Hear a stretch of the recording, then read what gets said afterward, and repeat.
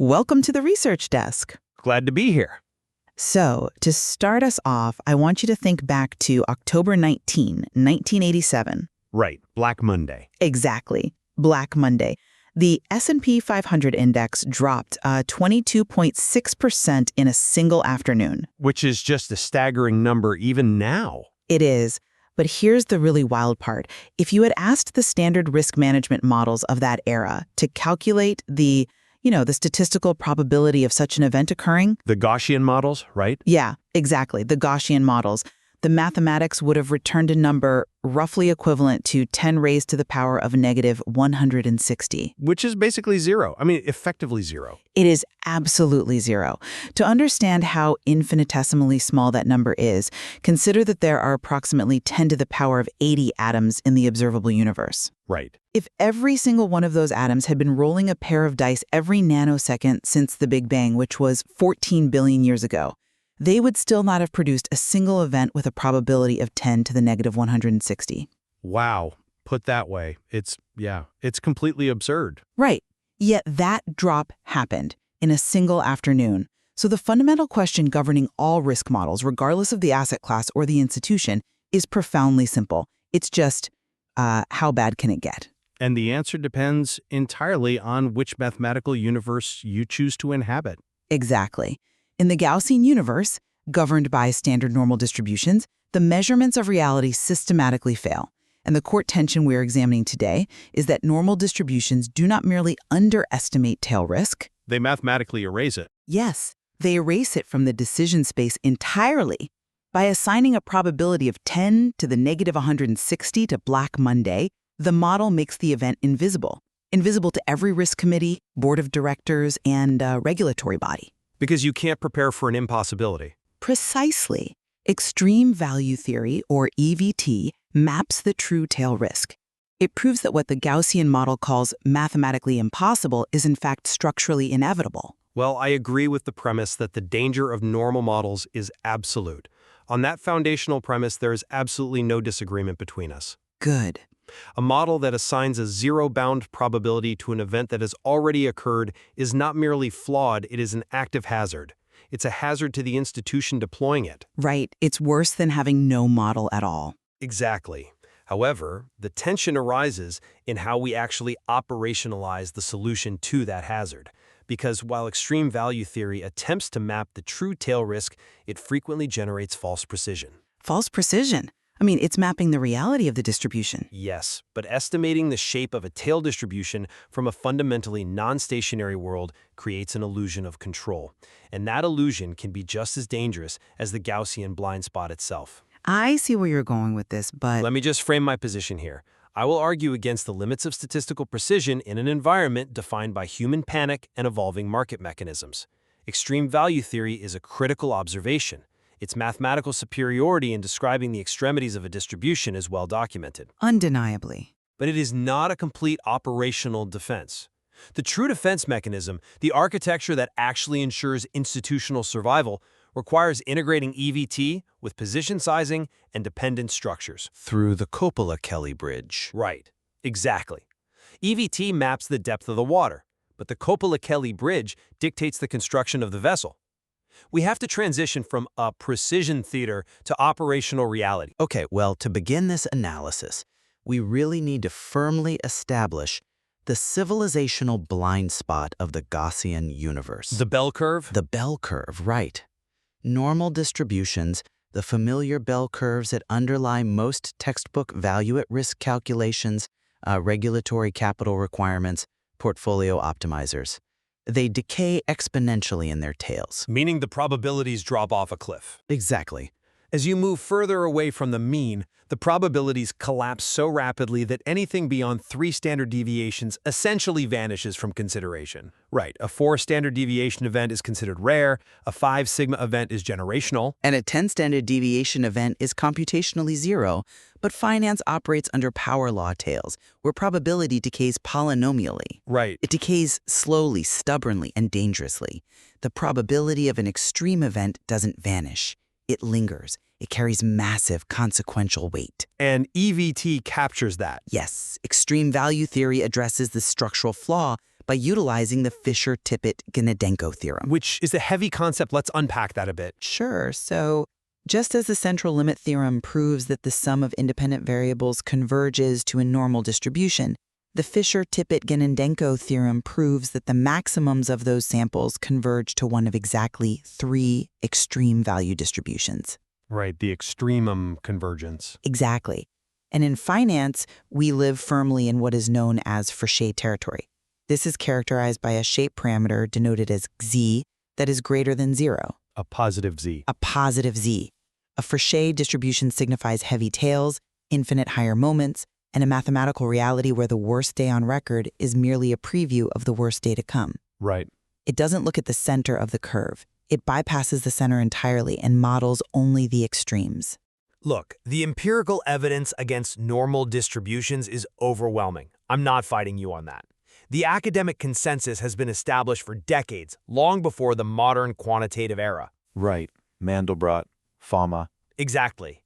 Benoit Mandelbrot documented fat tails in cotton prices back in 1963.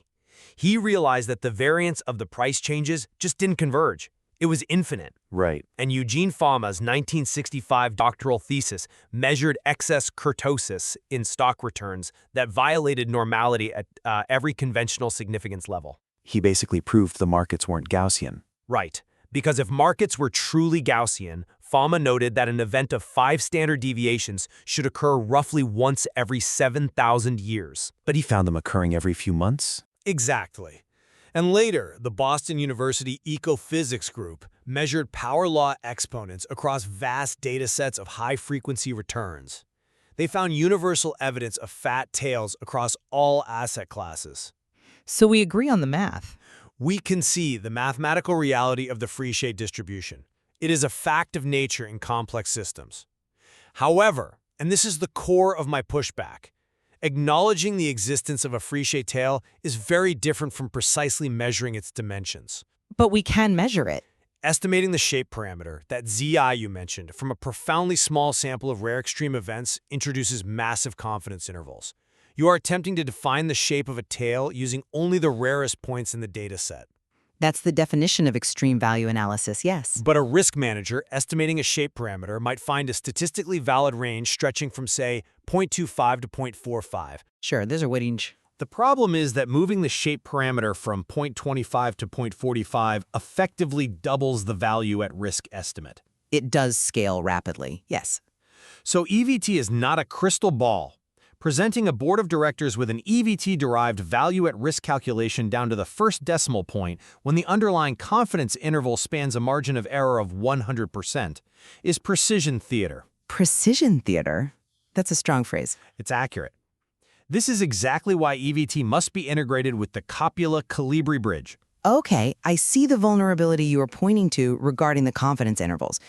But let me provide a different perspective on the mathematics of erasure versus the true tail. Go ahead. The argument isn't that extreme value theory is perfectly precise down to the decimal. Fair enough. The argument is that it operates in the correct dimensional reality, whereas the normal distribution operates in complete fantasy. I won't argue that standard models are fantasy. Let's look at a concrete example. Let's examine the S&P 500's worst day distribution at the 99.9th percentile. Okay. This represents a once-in-1,000 trading days loss, roughly equating to one event every 4 years. Right. If we calibrate a normal distribution to a historical volatility of 18% annualized, it produces a 99.9% value at risk of negative 3.7%. Which is a joke. We see worse drops than that all the time. Exactly. So if we attempt to correct this Gaussian flaw by applying a student T distribution using 5 degrees of freedom, which is a very common industry patch, we reach negative 6.8%. Better, but still far from reality. Right. Now apply extreme value theory, a generalized extreme value fit, assuming a moderate shape parameter of 0.30 gets us to negative 14.2%. Now we're getting into crash territory. And if we refine this further using the peaks over threshold model and the generalized Pareto distribution with a shape parameter of 0.35, we reach negative 18.7%. Okay, and the actual worst trading day? The actual worst trading day in history was negative 22.6%, Black Monday. Right. Let's analyze those gaps. The normal model underestimates the true tail risk by a factor of 6.1. The student T distribution underestimates it by a factor of 3.3. And EVT? Extreme value theory is the only framework that gets within a 1.2 multiple of reality.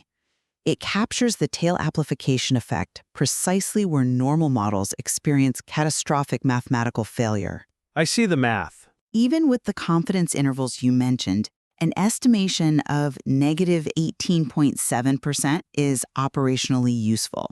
An estimation of negative 3.7% is corporate suicide. Okay, that is a highly compelling breakdown of the mathematical superiority of EVT, and there are studies by Longgen in 2000 and Danielson and De Vries that demonstrated exactly what you just articulated. Right, they proved it. Extreme value theory reduces tail risk estimation error by 40 to 60% relative to Gaussian and standard historical simulation methods. Exactly. The mathematics are sound and the improvement is undeniable. But, and here is where we have to look closely. Let's scrutinize the operational utility of the tail amplification effect you just described. How so? Well, if the estimation error is 200 to 500%, at the 99.9 percentile under a Gaussian model, does capturing negative 18.7% via EVT truly protect an institution from ruin? It gives them a realistic target to capitalize against. Or does it merely move the boundary of ignorance outward to the 99.99th percentile? I mean, moving the boundary is the point of risk management. But by establishing negative 18.7% as your new worst-case scenario, you have constructed a taller wall, but you have still established a hard boundary. A global systemically important bank facing a 99.99th percentile event is looking at the difference between a difficult quarter and a sovereign bailout. Sure, but The model remains a model. The map is more accurate, but it is not the territory. When the actual event hits negative 22.6%, the firm that capitalized itself to survive an 18.7% drop is just as bankrupt as the firm that capitalized itself for a 3.7% drop. That's a bit reductive, isn't it? Insolvency is a binary state. Being mathematically closer to the destructive force before it destroys you does not change the outcome of destruction. Moving the boundary of ignorance from an impossible fantasy to a tangible framework is the foundational requirement for risk management. I agree it's foundational, but it's not sufficient. Yes, insolvency is a binary state, but the probability of crossing that binary threshold is drastically altered when you change the model. To illustrate this, we need to examine 4 specific crises where normal models failed catastrophically and where EVT operated effectively as an early warning system. Let's hear them. Let's look closely at Black Monday again. October 1987. Under normal models, as we established, it was a 25 sigma event, carrying that absurd 10 to the negative 160 probability. An impossibility. Right. But under extreme value theory, utilizing a shape parameter of 0.33 derived from prior historical extremes, Black Monday maps as a 1 in 500-year event. Which is rare. It is rare, certainly, but it is an event a long-lived institution can and should prepare for. More importantly, it puts the event on the risk committee's ledger. It makes it visible. Exactly. Next, consider the global financial crisis in 2008.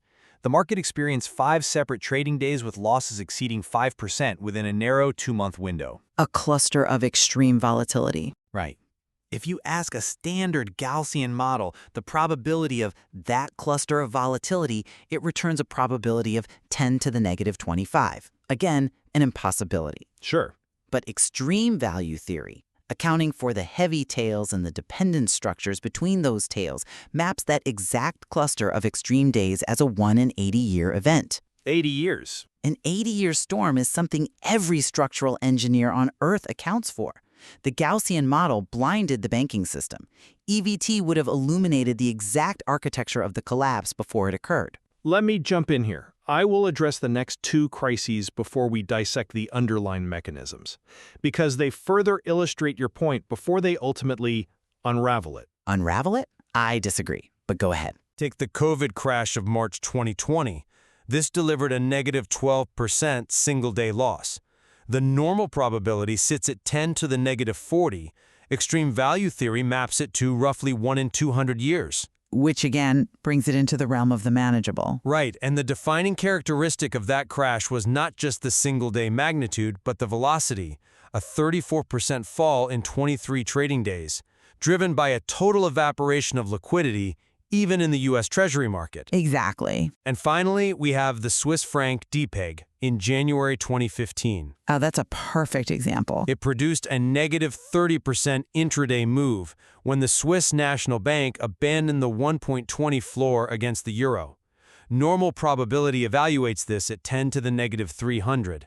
Extreme value theory, utilizing a high shape parameter appropriate for pegged currency regime breaks, marks it as a 1 in 1,000 year event. Right. And we saw brokerages like FXCM go bankrupt almost instantly, precisely because their risk committees treated that move as physically impossible under the Gaussian framework. Exactly. The mathematics dictated corporate death because the models forbade the existence of the event. Their automated liquidation engines just couldn't process the gap in pricing. They couldn't. FXCM and many others were destroyed not because the market moved 30%, but because their margin requirements, their liquidity buffers, and their stress tests were built in a universe where a 30% move was statistically forbidden. Right. Extreme value theory provided the precise framework to identify these events as plausible realities long before the Swiss National Bank made their announcement. But here's the problem. You are evaluating EVT retrospectively, which brings us to the core vulnerability of your thesis. Which is? You are invoking what Nassim Taleb calls the ludic fallacy. The ludic fallacy doesn't apply here. It absolutely applies. Applying extreme value theory to financial tails fundamentally assumes that the tail possesses a stable parametric form. It assumes that the casino games of the past perfectly describe the wild realities of the future. That's a mischaracterization of the math. Hear me out. A true black swan is an event that originates from entirely outside the model's universe. Look at the 4 crises we just detailed. The mechanisms driving those events were completely distinct from one another. Well, sure, the mechanisms were different. Black Monday was driven by algorithmic portfolio insurance cascades. It was a mechanical feedback loop where falling prices triggered automated future selling, which drove prices lower, triggering more selling. Right. The global financial crisis was driven by the collapse of credit derivative chains, systemic leverage, and the failure of the Gaussian copula in pricing collateralized debt obligations. True. The COVID crash was a sudden, exogenous biological shock that resulted in unprecedented global economic shutdowns. And the Swiss franc move was an abrupt central bank regime break. Yes, they were different catalysts. So extreme value theory fits a highly sophisticated curve to the past. It mathematically describes the magnitude of historical trauma. But the next crisis mechanism will be fundamentally different. It doesn't matter what the mechanism is. It won't be portfolio insurance, it won't be CDOs, it won't be a pandemic. The shape parameter you calculate today assumes the future mechanism of destruction will mimic the statistical distribution of the past mechanism of destruction. No, it doesn't. That assumption that the unknown future will adhere to the parameters of the known past is the definition of the ludic fallacy. EVT might map the exact dimensions of the last war, but it does not tell you where the next war will be fought. That line of reasoning fundamentally misunderstands what the mathematics of extreme value theory are actually capturing. How so? It overlooks the mathematical foundation of the peaks over threshold method and how practitioners handle extreme data.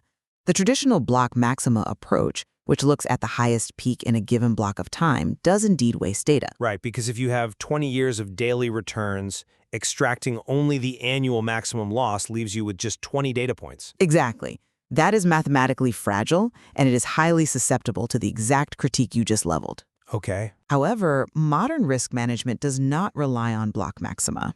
We use the peaks over threshold method, utilizing the generalized Pareto distribution. The GPD. Yes, this captures every single observation that exceeds a defined high threshold.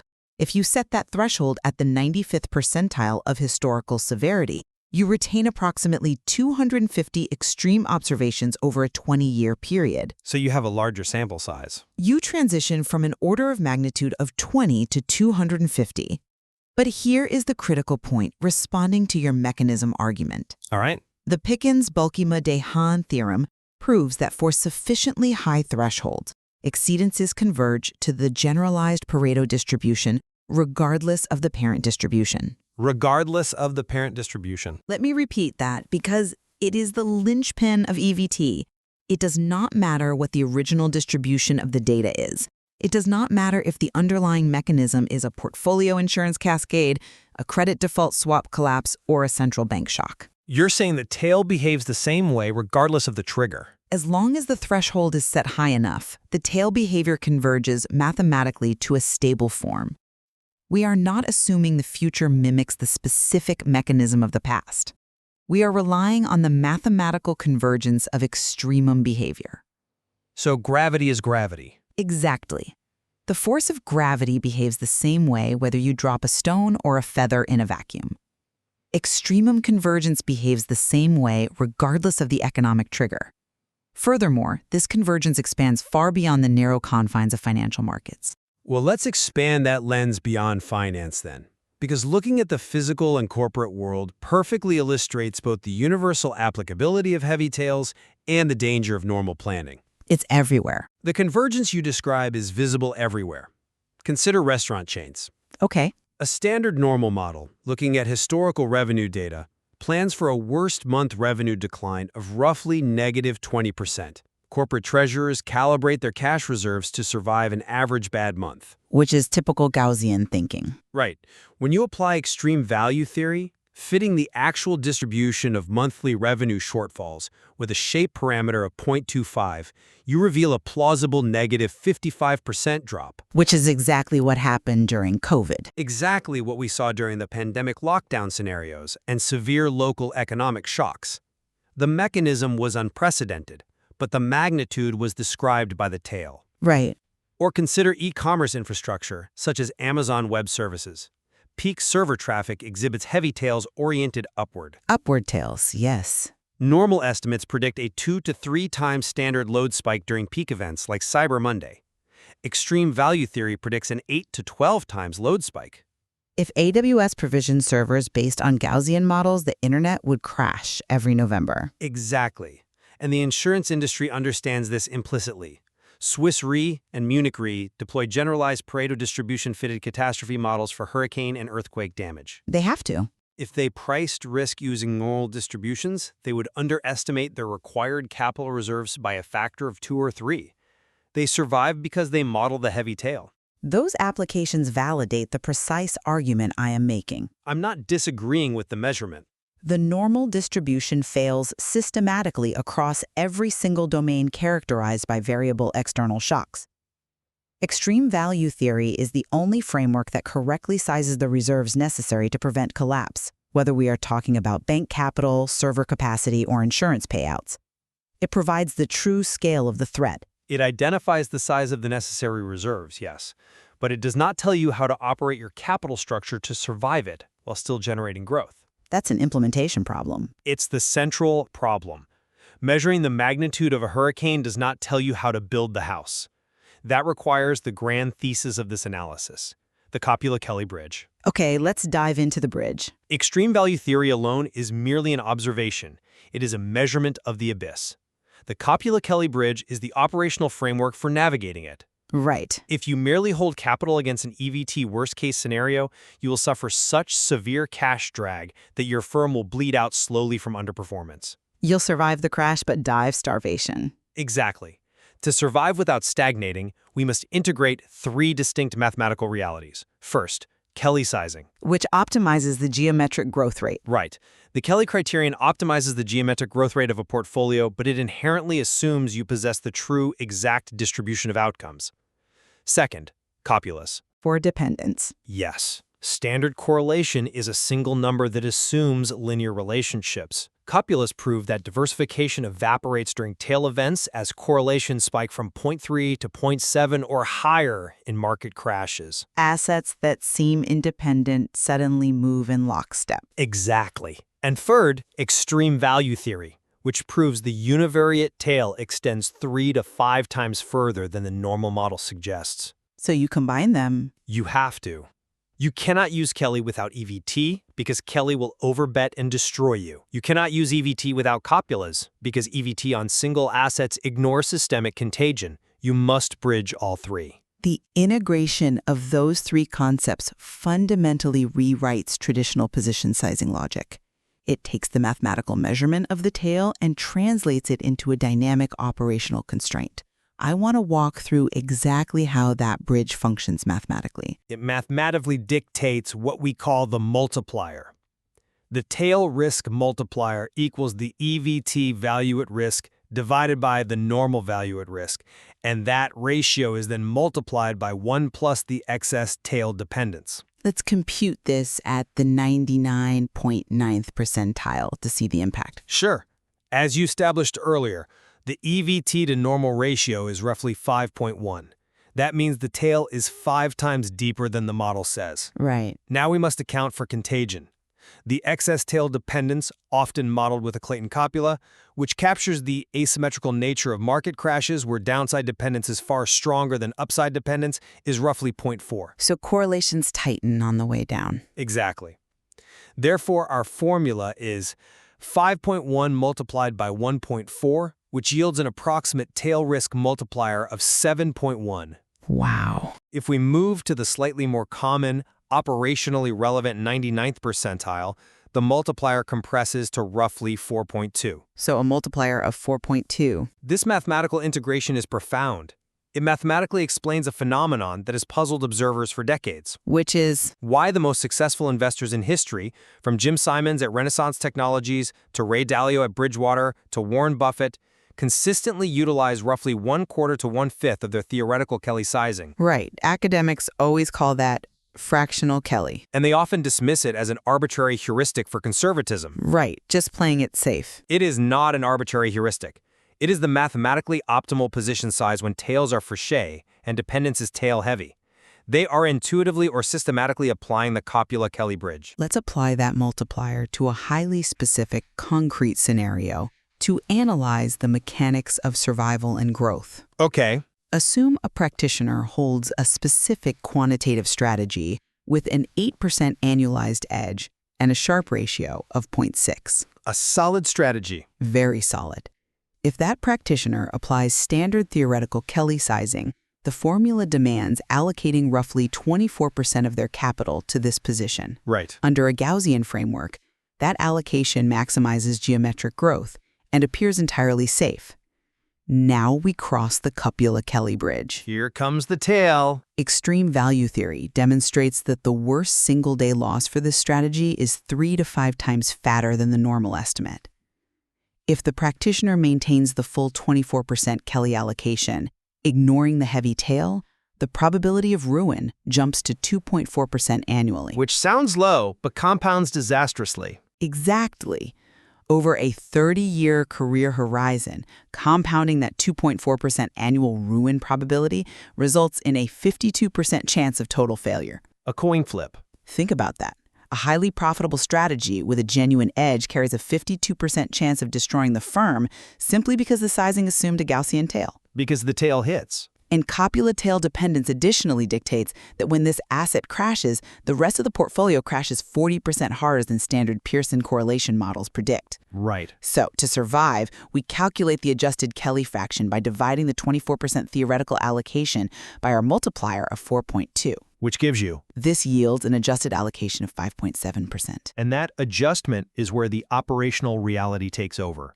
By scaling the position down from 24% to 5.7%, the growth rate is intentionally lower. Yes, you leave money on the table. You sacrifice the theoretical maximum return, but the ruin probability drops from 52% over the career horizon down to 3%. That's a massive reduction in existential risk. The bridge ensures you are physically still in the game when the Frichet tail inevitably arrives. If you do not apply the multiplier, you are maximizing your wealth for an environment that does not exist, guaranteeing your destruction in the environment that does. I have to concede the power of that integration.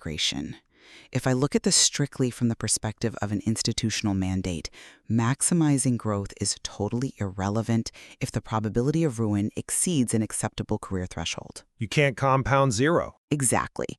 The mathematical reality of the tail is mapped by extreme value theory, but the operational architecture of survival requires scaling the exposure. The Copula-Kelly Bridge ensures the institution can endure the mathematical limits of the model. Right. However, I will push back on the idea that cutting allocation to 5.7% solves the entirety of the operational problem. Why? Because when a firm drastically reduces its position sizing to survival 1 in 1,000-year event, it inherently suppresses its yield during the intervening 999 years. It's a cost of survival. But in a highly competitive capital market, a fund deploying 5.7% against a strategy while its competitors recklessly deploy 20% will severely underperform in standard market conditions. True. The risk manager protects the firm from the frechet tail, but the board of directors might fire the portfolio manager for underperformance long before the tail ever arrives. The bridge ensures survival against the market shock, but it introduces a severe business risk. That is the eternal paradox of risk management. But it is a paradox with only one correct answer. Which is? The competitor deploying 20% is collecting pennies in front of a steamroller. They will outperform you for 5 years, collect massive performance fees, and then blow up the fund entirely on year 6. Which happens constantly. The history of finance is a graveyard of firms that optimize for yield at the expense of tail survival. This brings us to the most effective conceptual framework for synthesizing this entire framework, the Seawall Analogy. Ah, the Dutch seawalls? Right. Imagine the Dutch Delta Works seawall. The Netherlands exists largely below sea level, so their flood defenses are an existential matter. Quite literally.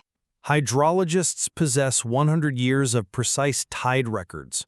If they employ a standard Gaussian model to analyze those historical records, treating the data as normally distributed, the mathematics predict a maximum plausible wave height of 4 meters. Based on the bell curve. Right. Consequently, civil engineers, trusting the math, build a 5-meter wall. They build in a 1-meter margin of safety and consider the population entirely secure. Which seems reasonable on paper. But an extreme value theory analysis of those exact same extreme tides reveals a shape parameter of roughly 0.3. The distribution is frechet. Heavy-tailed. The 1,000-year wave is not 5 meters, it is 12 meters. Wow. 12 meters. 10,000-year flood event. Under normal distributions, a 10,000-year event is mathematically indistinguishable from impossible. EVT is the only framework that allows the 12-meter wave to be engineered against. The translation of that hydrology to institutional finance is direct and, frankly, devastating. It really is. The seawall represents a firm's cash reserves, its margin buffer, its stop-loss mechanisms, and its hedge notional. The 100 years of tide records represent the historical backtesting window that every quantitative strategy relies upon. Right, the data set. Think about Bear Stearns and Lehman Brothers in 2008. They built 5-meter walls in a 12-meter world. Exactly. They calibrated their capital defenses to normal distribution extremes, assuming a nationwide collapse in housing prices was mathematically impossible because it had never happened in their data set. The 5-meter wall functions perfectly during every routine storm. It does. It keeps the minor waves out and allows the firm to maximize its leverage and yield. But in financial markets, the extreme wave does not merely recede after doing some damage. It liquidates the firm. Insolvency is binary. Right. Consider the civil engineer conducting a load test on a suspension bridge. Engineers calculate the heaviest plausible truck that could cross a structure during its lifetime using an extreme value theory calculation. They extrapolate extreme value distributions to return periods of 75 to 100 years. Yes, and then they apply a safety factor of 1.5 to 2.0. That safety factor is the structural engineering equivalent of the fractional Kelly sizing we just discussed. It's the multiplier. It is the Copula-Kelly Bridge. Built in steel and concrete, the suspension bridge remained standing because the engineer respected the depth of the tail. The financial portfolio collapses because the risk manager trusted the Gaussian center. We have reached the ultimate philosophical synthesis of this analysis. The failure of the normal distribution is not simply an academic error in calculation. No, it's far worse than that. Normal distributions do not merely miscalculate the severity of the number, By assigning a 10 to the negative 160 probability to a market event, they comprehensively erase the event from the decision space. They make it invisible. A risk committee cannot allocate capital against an impossibility. A board of directors will not approve expensive hedging costs for an event that the quantitative model deems physically unattainable. You can't hedge against a phantom. The model removes the tail from corporate governance entirely. It creates an institutional blindness that is mathematically sanctioned. When the model says the threat does not exist, the firm cannot build the 12-meter wall. That is exactly why extreme value theory's most profound power is not perfect prediction. We acknowledge the confidence intervals. Right. We acknowledge that EVT will not tell us the exact day the market will crash or what the precise catalyst will be. It won't tell you if it's a pandemic or a credit crisis. But when an EVT model reclassifies an event from a 10 to the negative 160 impossibility into a mathematically plausible 1 in 500-year reality, it fundamentally changes the governance structure of the institution. It forces it onto the agenda. Exactly. It grants the board of directors, the risk committee, and the portfolio managers the conceptual permission to prepare. Permission to prepare. I like that. The mathematics force the extreme event into the operational light. It changes the conversation from "that can never happen" to "how do we survive when it does?" So the architecture of survival is therefore tripartite. It cannot rely on a single pillar. Let's summarize it. It requires extreme value theory to rigorously calculate the true depth of the tail, bypassing the false comfort of the center. Pillar 1. It requires cupulas to map the collapse of diversification, acknowledging that when the 12-meter wave hits, assets do not behave independently. They are all submerged together. Pillar 2. And it requires Kelly sizing, correctly adjusted by the tail risk multiplier, to scale the operational bets so that the firm physically survives the mathematical reality of the tail without sacrificing its ability to compound capital during normal conditions. The bridge. The map is the tail itself, and extreme value theory remains the only honest cartography. This is the research desk officially signing off.